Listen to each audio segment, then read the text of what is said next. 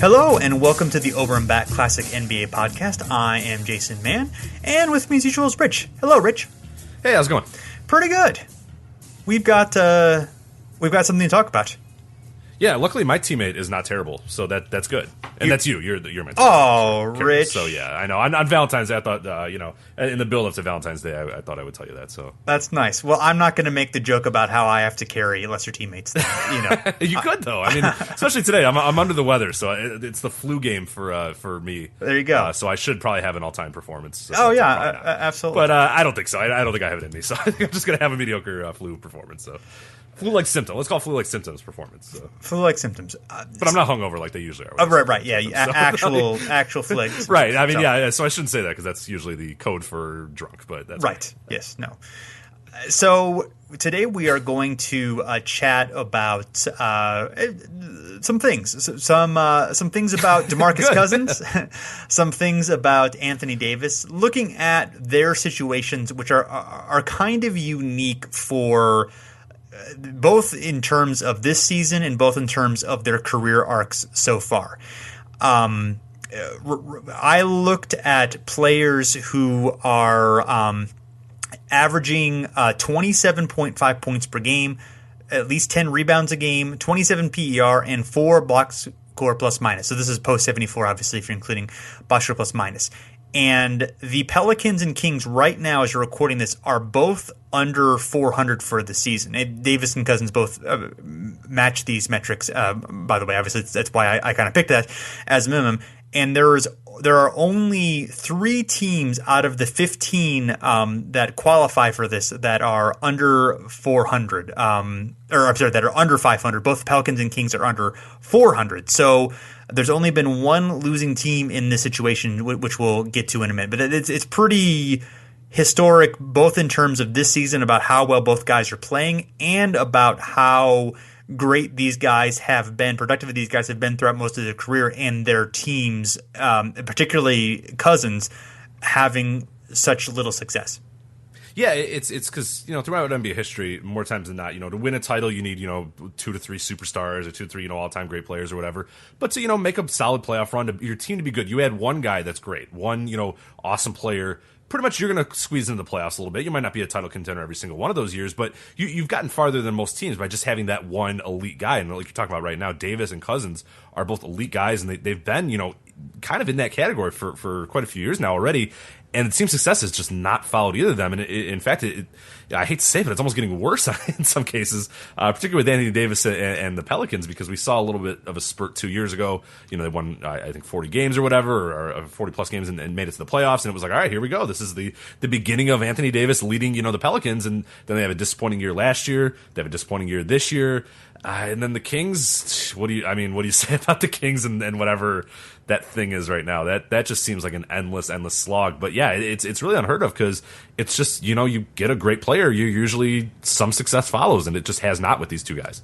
Yeah, I mean, Anthony Davis has been great right away, and the Pelicans' failures, I think, are noteworthy because, he's basically, he's about as ideal a player as you could possibly get in terms of just, playing hard and having a good attitude. And even from, all reports, basically he does almost everything on the court. I mean, you can nitpick some defensive effort or, a few things here or there, but basically, he's been clearly franchise guy from day one.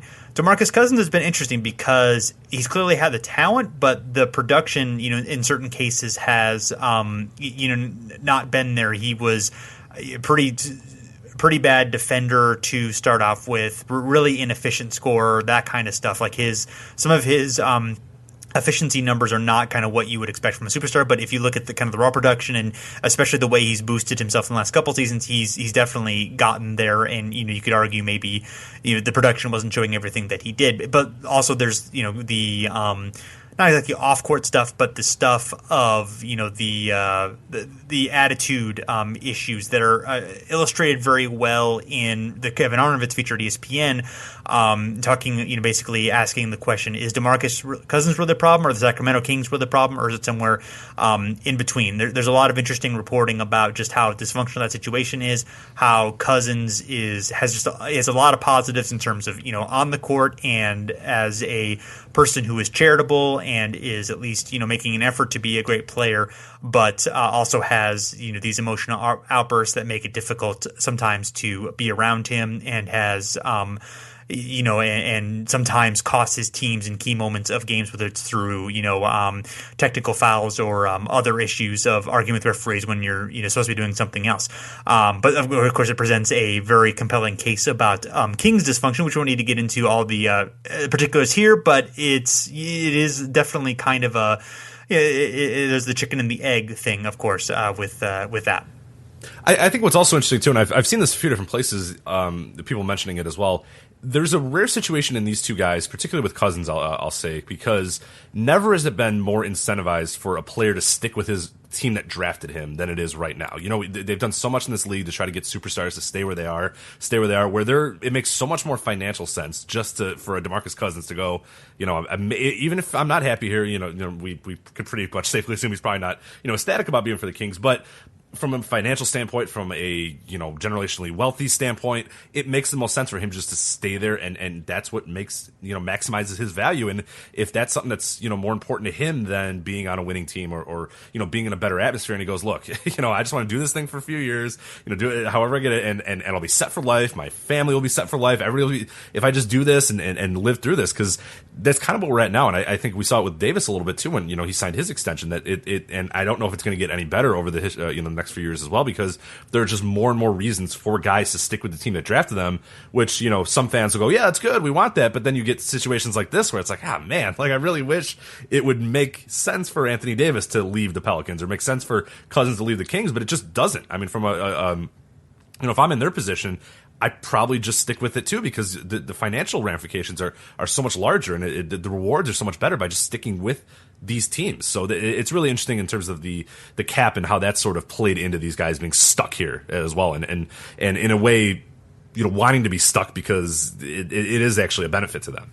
Right. Yeah. And you, of course, if you're a fan of those teams, you want these guys to stay, and they're important to you, and you're lucky into having them. So you're hopeful for success, more success than these teams have had. The Pelicans did make the playoffs one year, and they've obviously been beset with injuries and so forth. With the Kings, it's purely, I think, just poor management that has kept them from having success. I mean, just a litany of coaches, a dysfunctional situation all around, strange ownership situation, that kind of thing.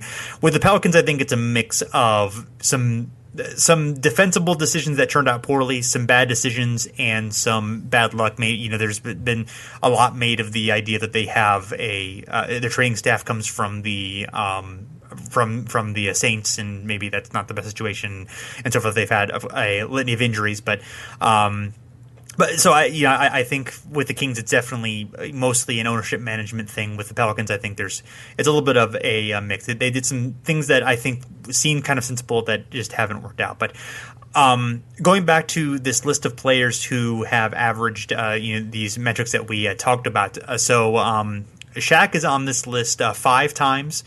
Charles Barkley is on it twice. David Robinson is on it twice. Also, Julius Erving, Karl Malone, and then 3 players this season, or Kareem also on it, and then 3 players this season: Russell Westbrook, Anthony Davis, and DeMarcus Cousins. The only teams that were not above 50 wins were the 1976 Lakers for Kareem, who were 40 and 42. The 1988 Sixers, who were 36 and 46 for Barkley. This is right after Julius Erving had retired, and was a couple years after the Sixers had, really had been a elite team with Erving and Barkley there at the end, Andrew Toney, Moses Malone, those guys. And then the 91 Sixers, who were 44 and 38. And you may remember, of course, Barkley got frustrated with the situation in Philly after they had they did actually have more playoff success than I remember. They won a few series and at least made it to the second round, and released an okay team. But he kind of got to the point where he got frustrated. Of course, he had his well-known attitude and troubles, I guess you could say. Some off-court things going on, not that dissimilar to DeMarcus Cousins. Although DeMarcus Cousins, as far as I know, has not gotten into legal trouble. And then eventually wanted out, and then it had success in Phoenix. Yeah, he I think of those guys we've sort of listed, I think he's probably the closest to a Cousins that I can think of in terms of, in terms of kind of how they play, their attitude in some way. But as you said, there's a little bit more with Barkley than there was with Cousins. But similar situations too, and I guess you can kind of. The Kings, though, I mean, again, like there's such a weird thing where, Philadelphia had a history of success, and, Barkley would go there, and, they had some rough patches before, figuring it out again, later in the 2000s. But, man, like the Kings have just, it seems like so long ago that they were even remotely relevant on the NBA landscape. So you really, more so than any other guy and any other of these teams in history that we're talking about, like the Kings just have a history of dysfunction, where the Lakers, the 76 Lakers and that, the late 80s and early 90s Sixers, at least there was some history there of them having success, very recently, where, the Kings just seem so far away from even turning it on. Like, it doesn't seem like they're, one player or two players away from getting good or getting the dysfunction of their entire thing solved. So, yeah, it's a very, very, very crazy situation. The Pelicans, I feel like they're not that far off, but man, their talent is just, it's weird though. You feel like they're just a few players away, or maybe another head coach away, or something like that. But it's just top down. There's just a lot of issues with that franchise too. Yeah, I mean, if Drew Holiday were healthy all the time, then maybe that's something you could count on. You like, okay, you have your second building block, and you can kind of make that work. And I didn't actually hate what they did in the offseason. But they have some digging out to do. I mean, with the Kings, it's harder because they don't have any. They've given away a lot of their future picks, and it's going to be. And their management situation has just seemed pretty bad. But they could make good decisions here. Things could work out, but it's not looking great. It's interesting because the West has been so bad that even though both teams have a terrible record, they're actually not completely out of the playoff hunt. They're 3.5 games each back from the 8th spot, so they're not out of it by any stretch. The Timberwolves are in the same spot. Portland's the only team between them and Denver who's leading right now at 21-25. The other teams are 19-29. Portland 21-28. So, so they, it's not, they're not out of it. They don't really have necessarily incentive to absolutely, blow it up. Especially the Kings have some incentive with the new arena and all, and just they have not made the playoffs in so long. There's a lot of incentive for them to make the playoffs.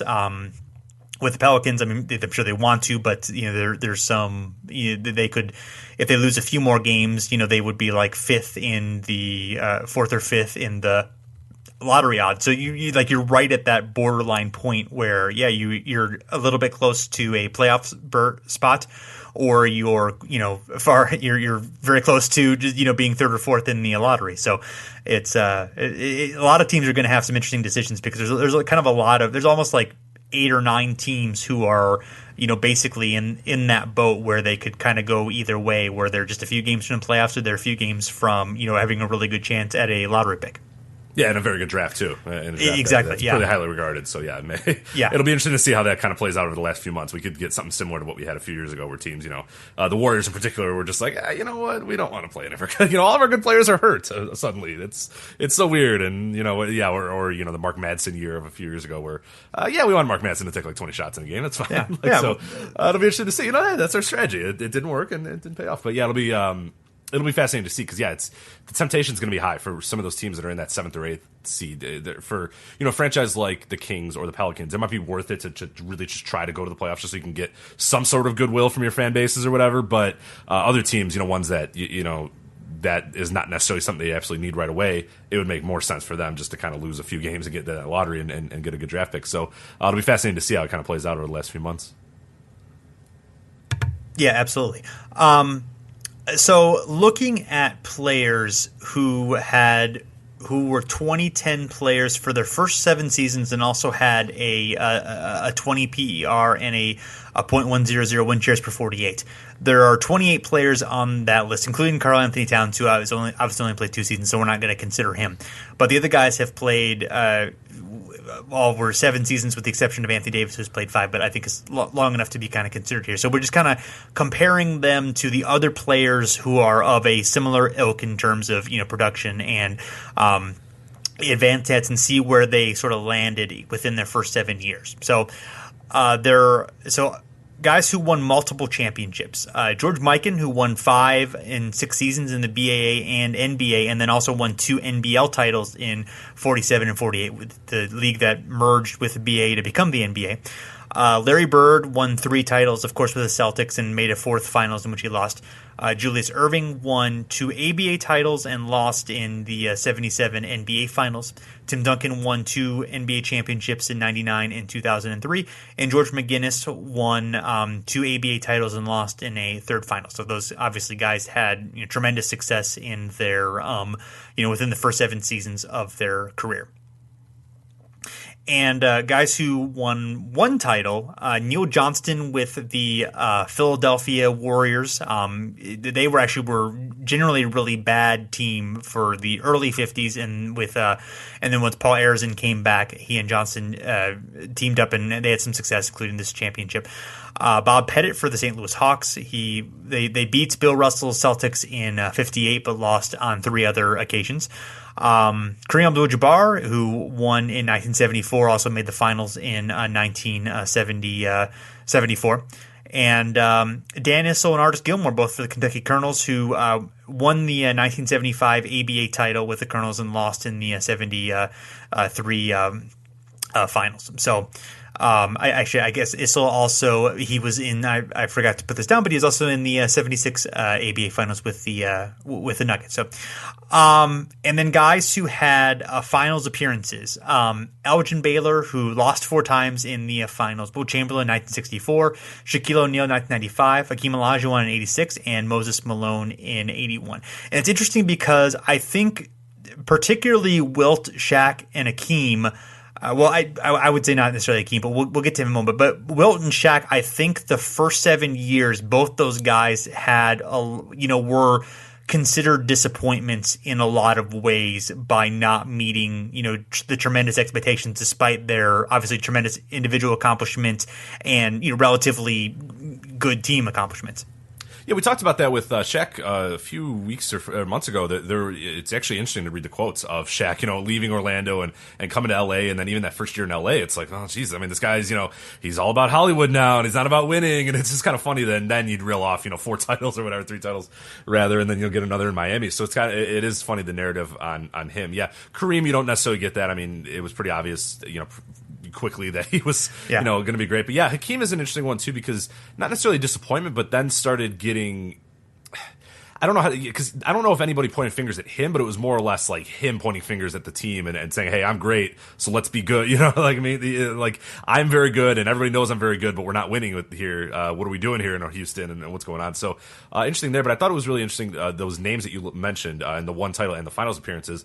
A lot of those guys then after that 7 years really then set a standard of excellence. A Wilt Chamberlain, a Shaq, a Hakeem, a Kareem Abdul-Jabbar. I mean, those are the best of the best. And it's funny to think that there might be a situation where in 15 years we're talking about DeMarcus Cousins and Anthony Davis doing that, but still they're so far behind these guys because these guys, Kareem has a title. These other guys have finals appearances, and Davis and Cousins doesn't have a playoff berth, and Davis has 1 very shallow playoff appearance. So they're definitely behind those guys, for sure. So it's interesting because Hakeem, we think of him, leading those 94-95 Rockets teams and just the tremendous heart and spirit that he had, and all the wonderful complete post moves and great defensive force and all that stuff. And we think, I think there's very little negative that we think about him in his career, but they obviously, with Sampson and those guys, went to the finals and surprised in 86,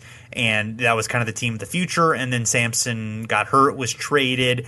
And then from 88 to 92, the Rockets, they lost, I think they lost 4 straight first round series and didn't make the playoffs one of those seasons. And Hakeem was kind of considered a malcontent. He he blasted Sleepy Floyd and Joe Barry Carroll in '88. He ripped Houston's management. He kind of had this reputation as being a malcontent. The '91 season, he actually was hurt for a lot of that year, and the Rockets actually played better without him. And fans were clamoring for trade. He actually demanded a trade at the end of the '92 season. There was.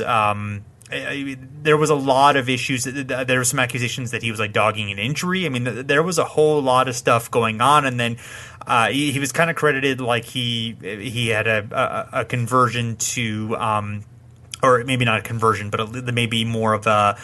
He became more serious about his faith of being a Muslim, and and that kind of he started this team played better, and maybe he had more of a healthy attitude, or maybe it was a coincidence or whatever. But he kind of had some peace of mind, and then the team success followed soon after, of course, with those championships. But he did have a run of like being a guy who people were, a little bit unsure of, even though he had that finals appearance early on in his career.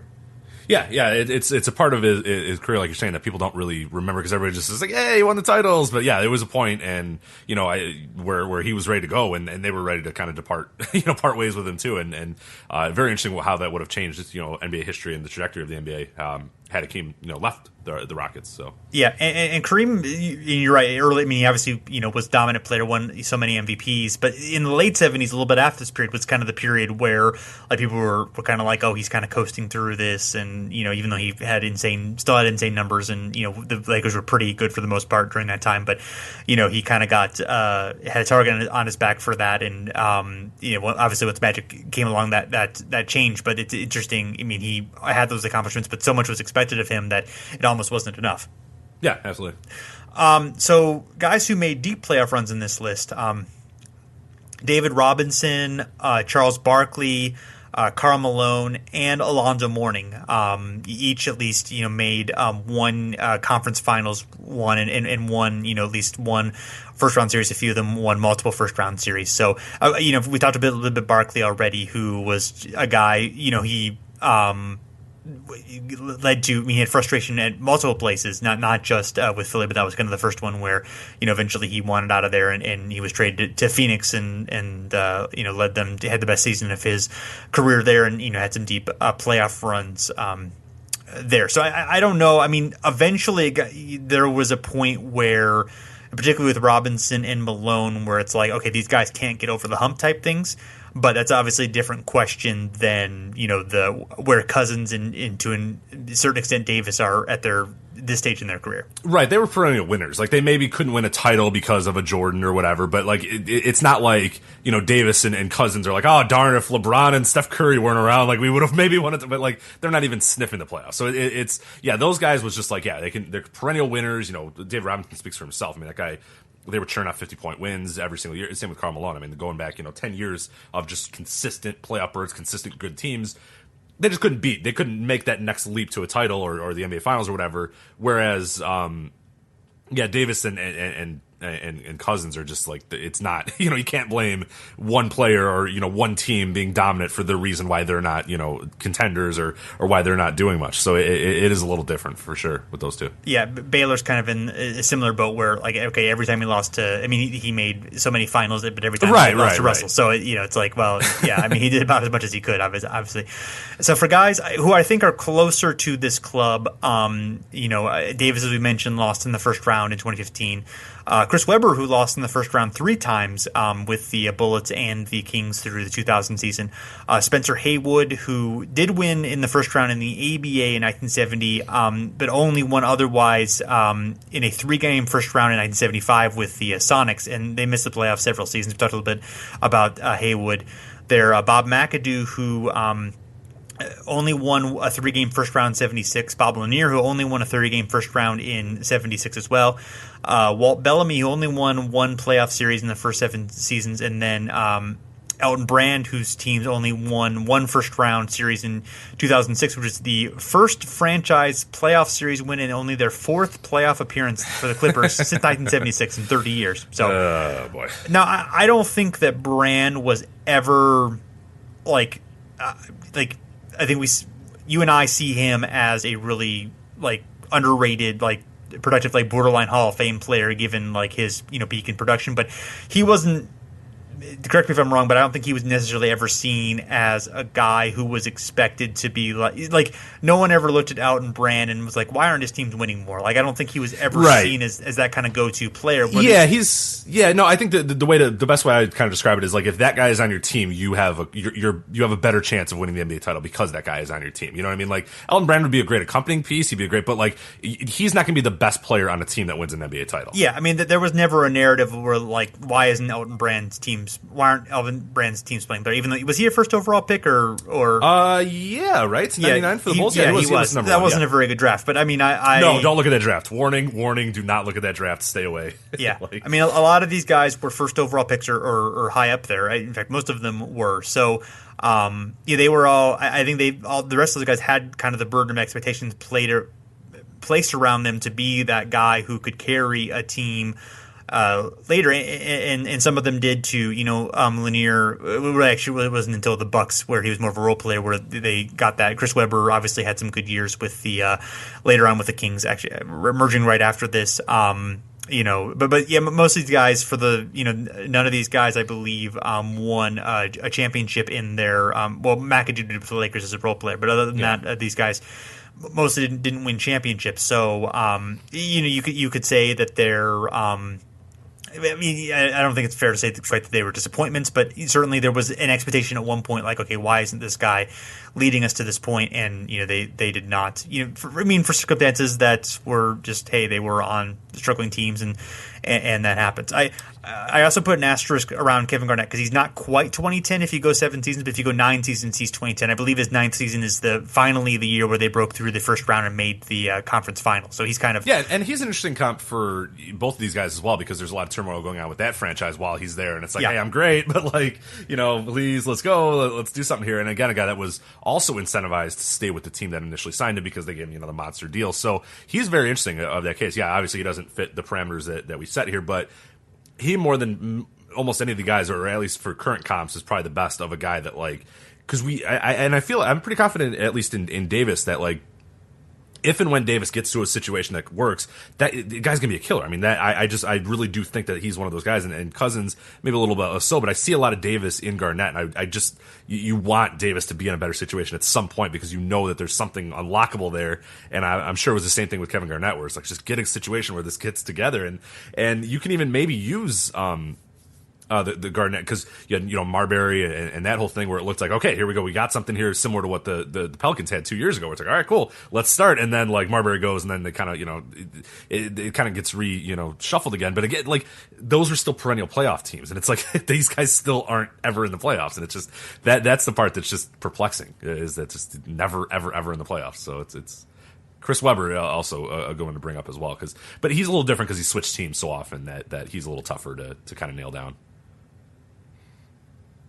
Yeah, and I think it's. It's even more so because, of course, he was traded right after he, his first season with Golden State, and then things didn't really work out in Washington. So it's almost like the bouncing around. Like you have not only are you not successful on the team, but you're why are you bouncing around so much kind of thing. I mean, I don't know. It's interesting because there's different dynamics there, and Bellamy was traded. McAdoo eventually was traded. I think right after that period. Haywood, so some of these guys did bounce around a little bit, and Brandon was traded, but it was for Tyson, or I guess it was for Tyson. It was for another guy who was he wasn't traded because he was struggling. He just happened to be. It was situational kind of with him, but and the Clippers actually got the better end of that trade. Eventually, Tyson Chandler became really good, but it took a while for him. But I also thought it was instructive to look at the NBA players with the longest playoff-less streaks. So in terms of minutes, DeMarcus Cousins is 4th all-time with 14,000 minutes. He's about 400 minutes behind Greg Monroe, who is the active leader at just over 15,000. The other guy, by far the most, is Tom Van Arsdale, who had 28,682 minutes played without making the playoffs. His twin brother was Dick. He was a 3-time All-Star, played with most of his career with the Pistons and the Royals and Kings. Also bounced around a little bit. His last season was with his brother on the Suns.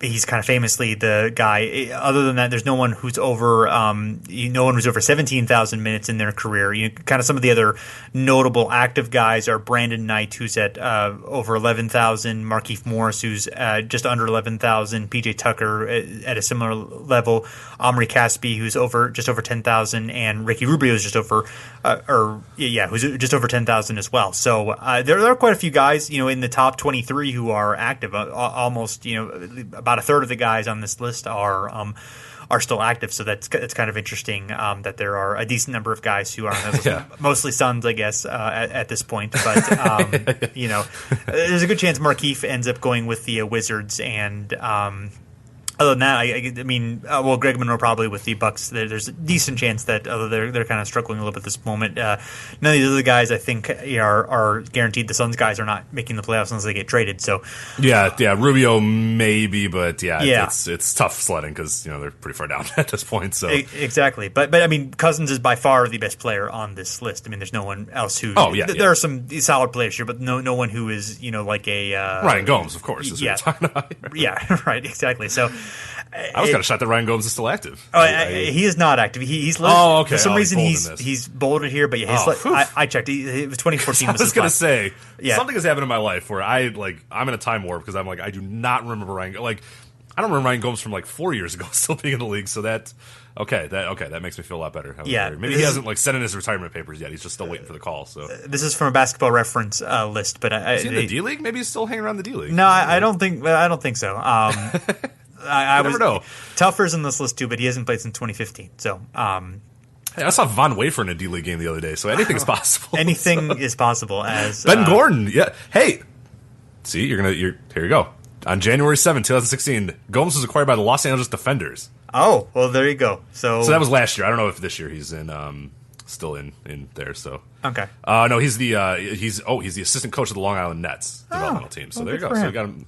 But he still hasn't sent his retirement papers. Anytime anyone wants to call Ryan Gomes, he's available. He's still available. Well, there you go. Maybe that's why he's still active on the Basketball Reference list because why would they do that? Yeah. So we kind of looked up some other guys who were not kind of guys who were elite individually productive, but not necessarily. Obviously they didn't have a whole lot of team success. We mentioned Olajuwon and Garnett. The guys that we looked at were Grant Hill with the Pistons from '96 to 2000, and he later had struggles with the Magic, but those are more injury related. But it's sort of interesting that the. They did have one good team in '97, but they never won a playoff series during that time, and they kind of underperformed given how productive Hill was during that time. Yeah. He's. I mean, you're talking about a guy. I mean, you really look at Grant Hill's numbers, and I think we sort of take it for granted a lot of times now. But he was a really good, his first few years, and the leading All-Star getter. I mean, he was an absolute star in the NBA, but just couldn't. The team success just did not follow them. So yeah, it is pretty remarkable how good he was and how that team still just could not get above water with him. Yeah, and some of the guys like from the '70s, Tiny Archibald with the Royals and Kings, the Pete Maravich with the Hawks and the Jazz, even Reggie Miller early on in his career. The Indiana took a while to have much playoff success. Jason Kidd, who with Dallas and the Suns, he didn't have much playoff success.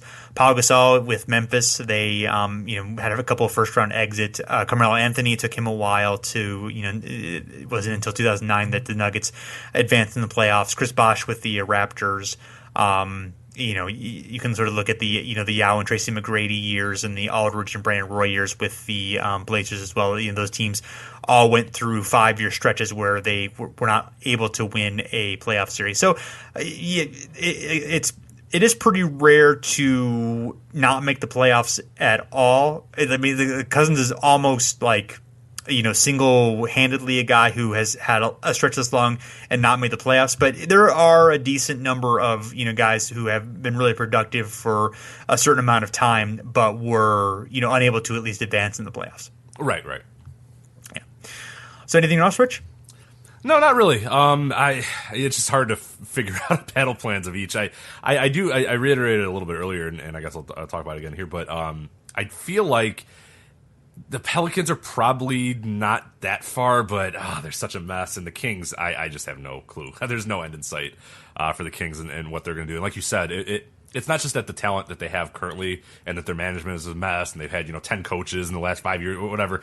It's that they don't have any draft picks either because they trade all their draft. It's like, what are you doing? It's kind of a mess. Where the Pelicans, I guess you can see a little bit more of a plan there, but do I have the faith that that coaching staff and that management staff is going to be able to get it together and do something while Davis is still in his prime? I don't know. But we still got quite a few years for Davis and Cousins. I guess he's still shockingly young, DeMarcus Cousins, but it's starting to get to the point now where it's like, oh, okay, when's that next thing going to come for him? So if you were the Kings, would you trade Cousins? Would you think about that? Or would you want to try to build the next great team around him?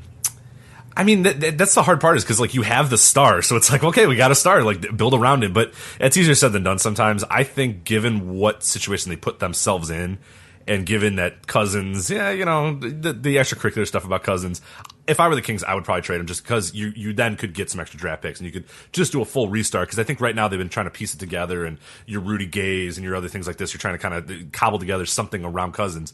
And it's just not working and it needs a top-down sort of change. But it's hard, man. I mean, 28 points per game and 10 rebounds. It's hard to be like, yeah, whatever, get out of here. We need to, that's tough to kind of not build around him when you have that star. I mean, that's the thing that you try to get is that guy, but it might be the wrong place, wrong time or whatever for Cousins and the Kings. Yeah, I think I would keep him. I just think you're so far away from, even if you can get picks, you haven't really shown a ability to do well there. I mean, he's 26. You're going to be able to keep him if you want to, almost certainly.